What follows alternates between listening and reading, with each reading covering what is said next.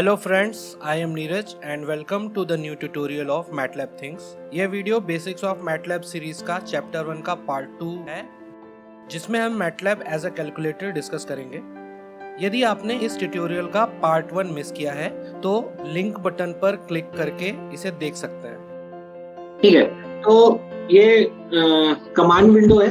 ठीक है, अब आप हमारे पास एक मैथ्स का ऑपरेशन की बात करें तो हमारा जो बेसिक मैथमेटिकल ऑपरेशंस हैं वो ये होता है कि भाई मुझे कुछ वेरिएबल्स होंगे, उनको ऐड करना होगा, सब्ट्रैक्ट करना होगा, मल्टीप्लाई करना होगा, डिवाइड करना होगा, पावर निकालनी होगी। यही कुछ बेसिक मैथमेटिकल ऑपरेशंस होते हैं जो तो हम यहीं से चालू करते हैं कि भाई इसको कहते हैं मैटलैब एज अ कैलकुलेटर। या आप मैटलैब को एज अ कैलकुलेटर कैसे यूज कर सकते हो कि आपको बेसिक कैलकुलेशंस करने हैं, बेसिक ऐसे कैलकुलेशंस जो आप किसी कैलकुलेटर पे परफॉर्म कर सकते हो, और वो चीजें आप मैटलैब में कैसे परफॉर्म कर सकते हो, वही कैलकुलेशन मैटलैब में कैसे परफॉर्म कर सकते हो। ठीक है, तो मैटलैब में ये सारी चीजें बहुत ही ज्यादा इजी है। कैलकुलेशंस बहुत ही इजीएस्ट वे में हम कैलकुलेट कर सकते हैं किसी भी तरीके से।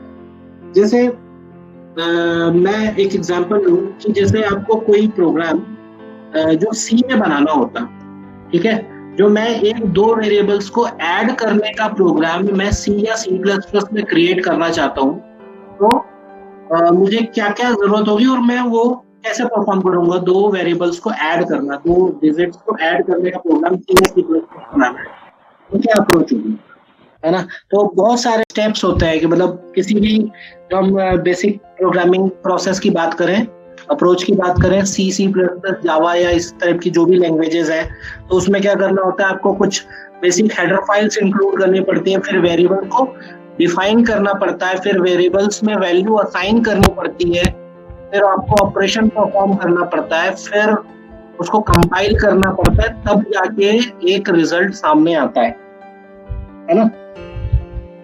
लेकिन यही चीज जो मुझे मैटलैब में करना है, तो मुझे ये सब कुछ नहीं करना है।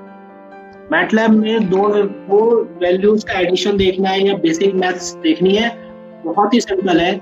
जो भी चीज आपके दिमाग में है वो सिर्फ कमांड विंडो में लिखना चालू कर दो। जैसे मैं चाहता हूँ कि 45 + 6 फॉर एग्जाम्पल, और मैं चाहता हूँ कि इसका रिजल्ट क्या आएगा, तो मैं सिर्फ यहाँ पे लिखूंगा 45 + 6 और एंटर करूंगा तो मुझे रिजल्ट मिल जाता है।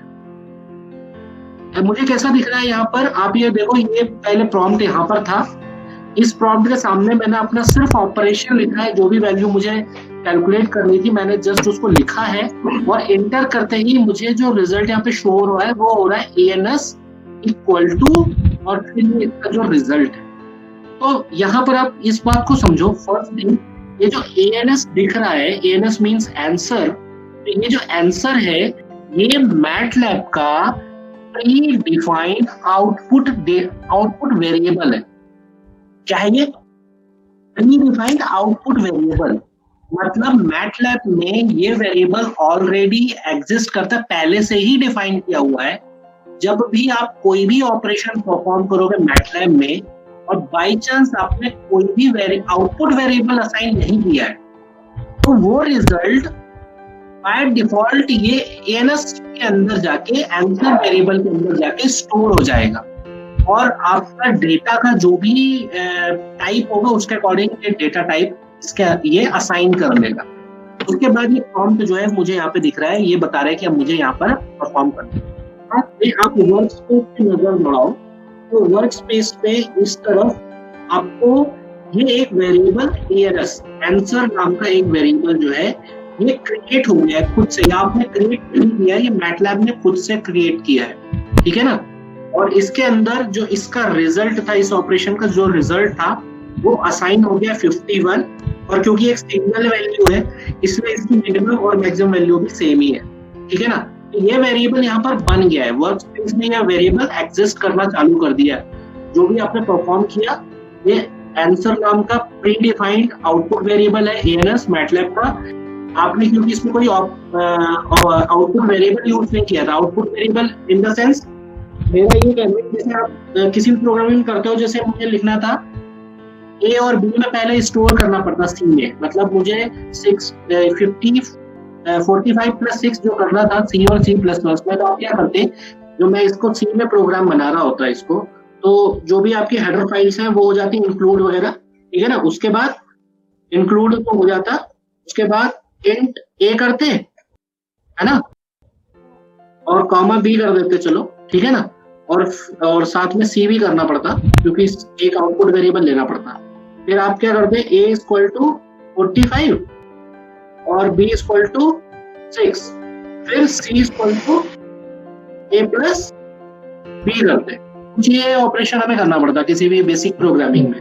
तो यहाँ पर ये जो सी है ये आउटपुट वेरिएबल है जिसके अंदर आउटपुट स्टोर होने वाला है, लेकिन यहाँ पर मैंने आउटपुट में कोई वेरिएबल असाइन नहीं किया है, असाइन कोई वेरिएबल भी नहीं है, इसलिए इसका कोई आउटपुट वेरिएबल नहीं है प्रोसेस का। तो मैटलैब ने जब कोई आउटपुट वेरिएबल नहीं यूज करते हैं तो मैटलैब खुद से एक वेरिएबल एज्यूम करता है जिसमें आउटपुट स्टोर होगा और वो होता है आंसर, ठीक है ना, pre defined output variable MATLAB का। अब जब भी यूज नहीं करोगे कोई भी आउटपुट वेरिएबल तो ये हमेशा आंसर के अंदर जाएगा और उसका रिजल्ट इस तरीके से दिखेगा। अब यहीं पे मैं जो कुछ ऑपरेशन फिर से चेंज कर दूं, मींस अब मैं जो माइनस करना चाहूँ 45 माइनस 9, अभी मैंने फिर से कोई आउटपुट वेरिएबल असाइन नहीं किया है और मैं इसे एंटर करता हूँ तो जो रिजल्ट है वो फिर से इसी आउटपुट वेरिएबल में, प्री डिफाइंड आउटपुट वेरिएबल में जाके स्टोर हो गई और आप यहाँ पे वैल्यू ऑब्जर्व करो, ये वैल्यू चेंज हो गई है। जैसे भी आप ऑपरेशन करते जाओगे इस वेरिएबल के अंदर ये जो रिजल्ट्स हैं ये हर बार इसके रिजल्ट्स अपडेट होते चले जाएंगे, ठीक है ना। तो इस तरीके से आप जो मल्टीप्लाई करना चाहते हो कुछ भी सेम वे, तो मैंने कर दिया 45 into 2 asterisk sign for multiplication, plus for addition और माइनस का साइन फॉर माइनस। तो ये हो गए। इसी तरीके से मुझे डिवाइड करना है तो मैंने 45 डिवाइड बाय 5 कर दिया, मेरे पास ये डिवाइड होकर भी रिजल्ट आ गया। अभी तक आप ऑब्जर्व करोगे तो सारे रिजल्ट जो आ रहे हैं ये एक तरीके से डेसिमल वैल्यूज नहीं है, इसमें सीधे सीधे इंटीजर वैल्यूज है प्रोग्रामिंग के फॉर्म में बोला जाए तो, ठीक है ना। प्रोग्रामिंग वे में देखा जाए तो भाई जो बिना डेसिमल की वैल्यूज होते हैं उन्हें इंटीजर कहते हैं और जो विद डेसिमल वैल्यूज होते हैं उन्हें क्या कहते हैं, फ्लोटिंग वैल्यूज, फ्लोट्स कहते हैं, है ना, या डेसिमल वैल्यूज हो फ्लोट्स कहलाते। यहाँ पर अभी ऐसा कुछ भी नहीं है तो सारी वैल्यूज इसमें असाइन हो रही है, ठीक है। इसी तरीके से जो मैं अभी इसको जो मैं डिवाइड बाय 2 करता, तो अब जो वैल्यू है वो डेसिमल वैल्यू है, फ्लोटिंग वैल्यूज है। तो अब आप देख रहे हो कि इसमें डेटा टाइप का कोई परेशानी नहीं है, आप इजीली बिना टेंशन लिए किसी डेटा टाइप का आप ऑपरेशन परफॉर्म कर रहे हो और वो डेटा एग्जिस्ट कर रहा है, ठीक है ना, ना कोई एरर है ना कुछ हो रहा है, ऐसा है। तो इस तरीके से अब मतलब डिवाइड करने के लिए ये डिवाइड, अब जो मुझे पावर करना हो जैसे 45 का पावर 2 करना है तो मैं कैप यूज करूंगा, ठीक है। ये वाला जो साइन है ये कैप, आप देखोगे तो आपको कहाँ पे मिलेगा, ये 6 नंबर की की के ऊपर है, ठीक है। तो शिफ्ट के साथ 6 प्रेस करोगे तो ये आ जाएगा, तो ये आ गया इसका स्क्वायर, 45 का स्क्वायर आ गया, ठीक है।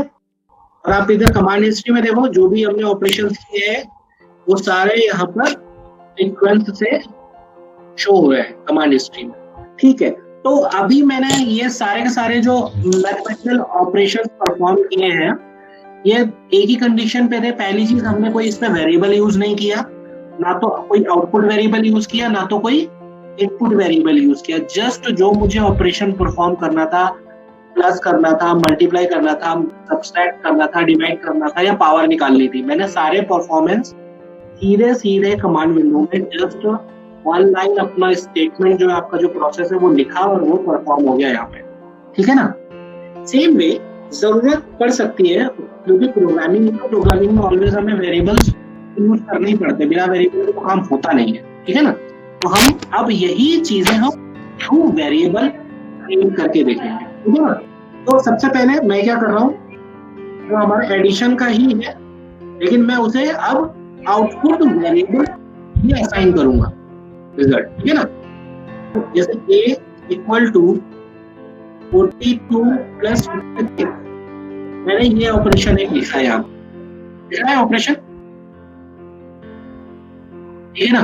तो अब इसका मतलब क्या हुआ है, यहाँ पर मैंने इक्वल का साइन लगाया हुआ है, तो इसका जो भी रिजल्ट होगा इस ऑपरेशन का, 42 प्लस 56 का जो भी रिजल्ट आएगा, वो रिजल्ट वेरिएबल ए के अंदर जाके स्टोर हो जाएगा, ठीक है ना। तो ए जो है यहाँ पर एक ये आउटपुट वेरिएबल की तरह काम कर रहा है। तो अब जब मैं इस तरीके से लिखूंगा, तो अभी तक हम ये जो डिफॉल्ट आउटपुट वेरिएबल जो हम ये देख रहे थे मैटलैब का प्री डिफाइंड आउटपुट वेरिएबल, अब यहाँ पे हमें ये देखने को नहीं मिलेगा।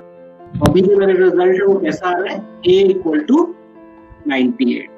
और आप यहाँ पे देखो प्रीवियस जो हमारा ALS था वो भी यहाँ पर एग्जिस्ट कर रहा है, और हमने एक नया वेरिएबल दिया है जिसके अंदर इन दोनों का एडिशन ऑपरेशन के बाद ये रिजल्ट यहाँ पर आकर स्टोर हो गया है, ठीक है ना। इस तरीके से जब मैं b करूँ, b इक्वल टू मैं करना चाहता हूँ 78 minus 96।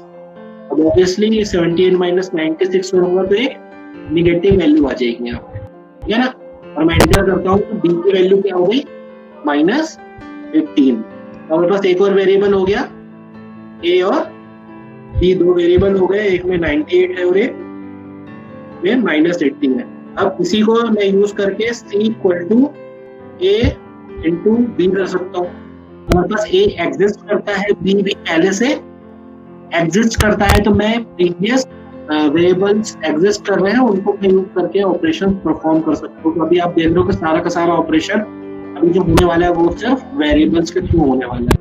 Equal to a into B, और जो रिजल्ट आएगा वो c में स्टोर हो गया, ठीक है ना। इसी तरीके से आप क्या कर सकते हो, c b divided by a कर सकते हो, या आप a equal to b to the power a, काफी बड़ी वैल्यू आने वाली है। और अब यहाँ पे आप ये ऑब्जर्व करो, यहाँ पर जो रिजल्ट आया है वो कुछ कैसा लिखा हुआ है, 1.0392 फिर e प्लस 123। ये मैटलैब में डेटा को जब ये कोई बहुत लार्ज वैल्यू होती है, ठीक है ना, बड़ी वैल्यूज होती हैं, ज्यादा टर्म्स हैं, तो हम क्या करते हैं, ये एक्चुअली यहाँ पर e का मतलब 10 टू द पावर है, ठीक है। मतलब ये है e प्लस 123 का मतलब ये होगा कि 10 टू द पावर पॉजिटिव 123। मतलब इतने सारे जीरो, इसके आगे आप इसको मल्टीप्लाई करो, 1.0398 into 10 to the power positive 123। तो ये e प्लस का मतलब e to the power positive 123, या e माइनस आएगा तो e to the power negative 123। तो मतलब आपको ये मल्टीप्लाई करना है, या इसको 10 टू द पावर 123 से मल्टीप्लाई करना है, या इसको डिवाइड करना है। मतलब आप जब ये इतने सारे जीरोस, क्योंकि ये काफी बड़ा टर्म था एक्चुअली, आप इसे ध्यान दो, तो d की वैल्यूज जो थी वो 18 थी और a ऑलरेडी 98 था, तो 18 की पावर 98 करोगे तो काफी बड़ा डिजिट बनेगा, ठीक है ना। उनको इन शॉर्ट में लिखने का ये एक तरीका है, ठीक है ना। और यहाँ पर आप ध्यान दो, यहाँ पे डेसिमल के बाद सिर्फ 4 वैल्यूज आई हुई हैं ये, तो हम ये डेसिमल पॉइंट्स भी एडजस्ट कर सकते हैं। फॉर्मेटिंग होती है मैटलैब के अंदर, डेटा फॉर्मेटिंग की प्रोसेस है, इसके थ्रू हम डेसिमल वैल्यूज को बढ़ा सकते हैं कि लार्ज डेसिमल वैल्यूज जो है उनमें ज्यादा डेसिमल वैल्यूज देखना है या कम डेसिमल वैल्यूज देखना है, वो मैं आगे बताऊंगा कि आगे वो चीज कैसे, ठीक है ना।